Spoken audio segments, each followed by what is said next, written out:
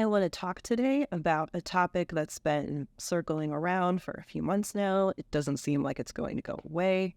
So this channel, Estranged Parents, was created just 4 months ago, and its flagship video has nearly 1 million views, and it has already spawned a paid community and paid app.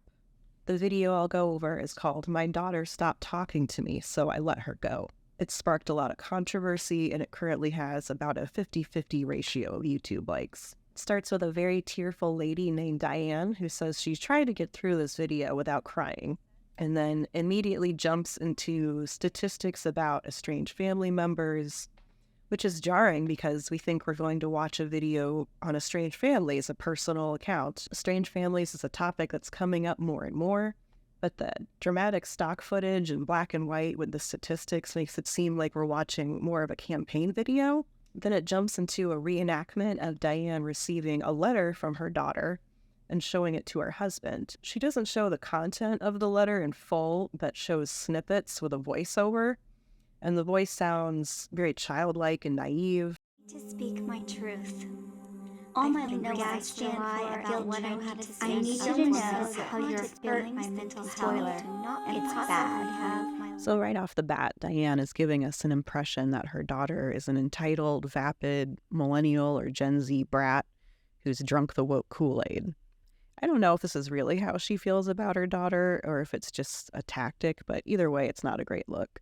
Diane says the explanation for the estrangement revolved around political differences, though I'm not sure what gaslighting and manipulation and lifelong issues have to do with political differences. Diane says she was surprised by the letter, that this doesn't sound like her daughter. It makes sense that this does sound out of character, as her daughter has never before felt comfortable sharing her real feelings with her mother.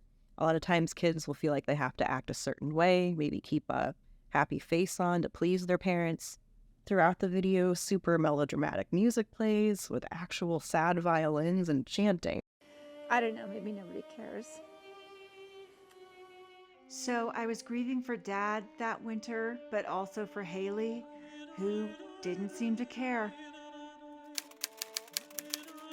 At this point, I'm thinking, did this one work in media, or is she familiar with YouTube? Because the video has a lot of production to it, a lot of editing, jump cuts. After some digging, I found she had some other channels, including one called Dork Lady Travels. It's a pretty straightforward travel blog. It has pretty okay view numbers, definitely not like what she has with the Estranged Parents channel. And Diane responds to a post her daughter makes on Facebook. She is unfriended. And then her daughter texts her saying, "Don't contact me." On Diane's birthday, she does not get a happy birthday from her daughter, but she still contacts her. She sends her videos on self-help issues. It doesn't seem to dawn on her that she's doing exactly what her daughter asked her not to do. Diane goes down the rabbit hole of estranged parenting videos. She joins a group on Facebook for estranged parents. She says she cannot stomach the pain that the other parents from the group and stops participating. Diane finds her daughter's TikTok and binge watches all of her content. She mentions being uncomfortable with the idea that her daughter does exotic cosplay, which I don't know what she means by exotic. I'm guessing to Diane, any cosplay is exotic to her. I'm not sure what to make of the smile that she has in her video. It was a little unnerving when I first saw it, but it's in all her videos, so I think it's just a baseline expression. However, the smirk, especially when she says this. Silence. So of course I had to peek at TikTok. That smirk just tells me a lot. It just looks like she's very satisfied with herself. It tells me she's having a great time. She's enjoying making this video, despite it being about this great loss in her life. Could it be she's enjoying it because she knows it will get a reaction, not just from her daughter, but from the public? Is she trying to show her daughter, hey, I can do this too, I can get a following too? When Diane and her husband Ted come down with COVID, Ted is hospitalized and they receive a very welcome call from their daughter. She says she's, of course, happy to receive the call, but she notes how strange and distant she sounds. She says that she lacked expression, that she was kind of automaton-like. This strange lack of expression that Diane's talking about, this is likely something called gray rocking. Gray rocking is a survival strategy for when you have to deal with a difficult person. I was doing it to my mother years before I even knew what gray rocking was.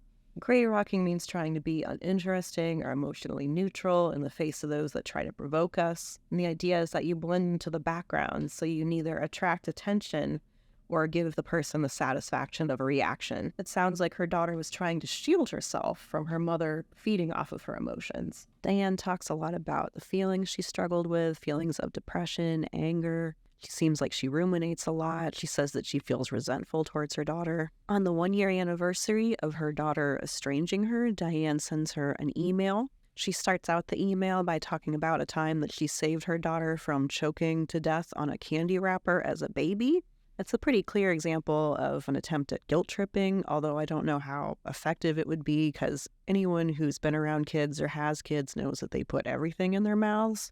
I think she would have gotten farther if she had expressed a willingness to learn, let her daughter know that anything that she said to her about why she estranged her registered with her. About 2 years go by without any real communication with her daughter. Her only window into her daughter's life is her TikTok account. A lot of people say that this is a boundary violation, but I think a lot of parents would really find it hard to resist peeking at their child's social media. From her TikTok, she learns that her daughter is diagnosed with ADHD and autism. And when I heard this, I started to wonder, could Diane have autism? And I'm pretty sure both ADHD and autism are very inheritable. I'm not an expert in autism, but I do know that people on the spectrum often display very high conscientiousness. And the whole concept behind this video just seems very manipulative. It seems like it has pretty low conscientiousness. Diane picks up the book Rules of Estrangement by Joshua Coleman. The book is a sort of guide for estranged parents seeking reconciliation. When Diane gets to the section that talks about making amends, admitting your role in the deterioration of the relationship, she sets the book aside, says that she can't stomach the idea of having that much contrition. She seems somewhat proud at how defiant she is at the idea of making amends. Like she's some sort of renegade, but I don't see how this is going to get her any closer to reconciliation. From TikTok, Diane sees a video her daughter posts about why she went no contact. She sits down with her husband, Ted, to give their response. And she says she doesn't understand the whole love with no strings attached thing.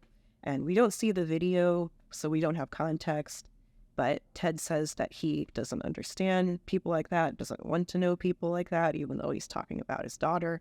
It's weird that Diane never calls Ted her dad. She just calls him Ted or her husband, and this may not mean anything.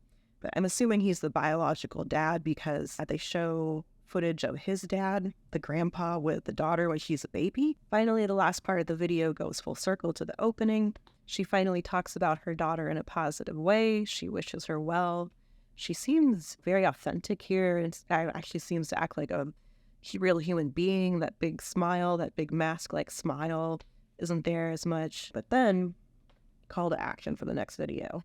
So the next video where she responds to her 14,000 plus comments and titles it that. She addresses people who label her a narcissist, people who question, why didn't you apologize to your daughter? What do you think your daughter's feeling?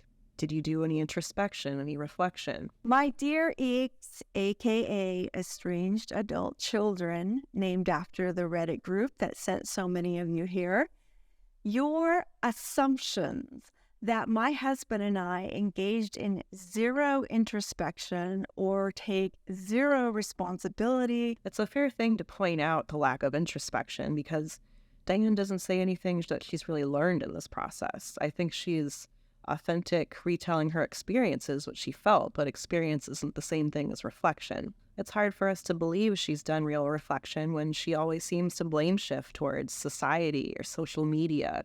So I'll just stop here at the notion a lot of people have that Diane is narcissistic. I don't know whether she is or not. It's just my opinion, but she does give off a very heavy, covert or vulnerable narcissistic vibe. Covert narcissists often give the impression that they are do-gooders, that they are compassionate. They may seem meek or nerdy or give off an air of charm and humility. Well, you can't really diagnose anybody from just a YouTube video. If you take a look at the traits for covert narcissism, it's really not hard to see why so many people are saying that Diane matches this criteria. The first is need for admiration. Covert narcissists crave admiration and validation. They may appear modest on the surface, but they harbor a deep need for praise and admiration. Next is lack of empathy.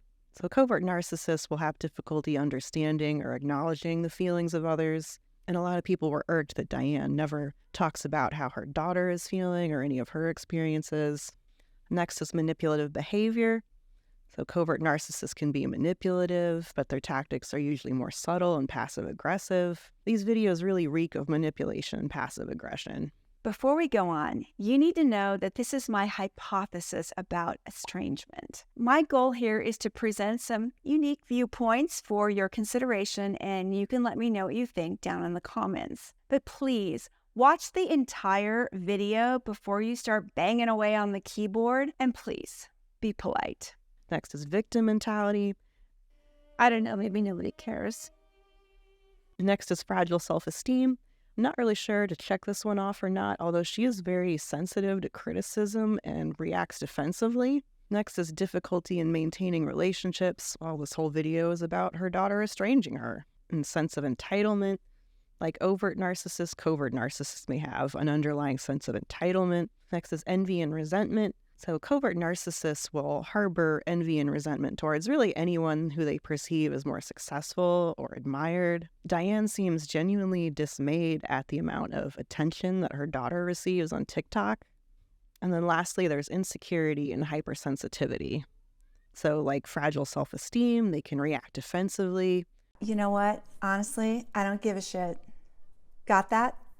This channel is not for the angry mob of outraged geeks who rove the internet looking for targets to name, shame, and judge. This channel isn't for you. So please, move along. It's important to note that people, even those with clinical diagnosis, are complex human beings, and you can't define them by their diagnosis.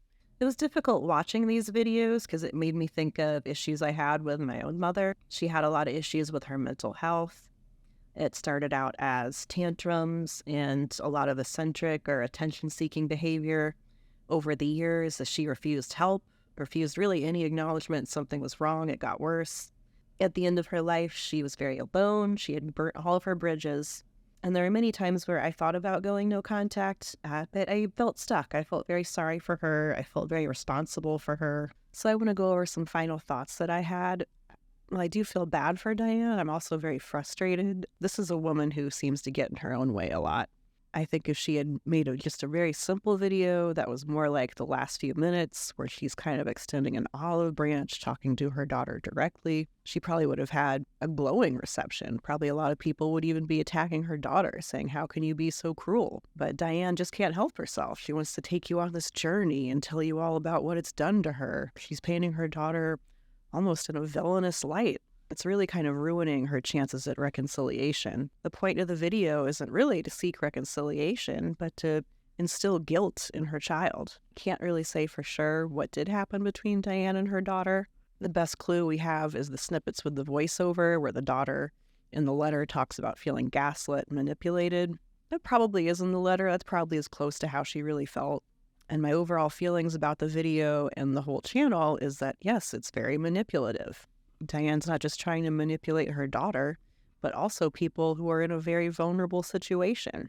She's seeking to manipulate these people to profit for personal and financial gain by propping herself up as a guide or guru, but can't offer any actual advice on how to get their children back into their lives.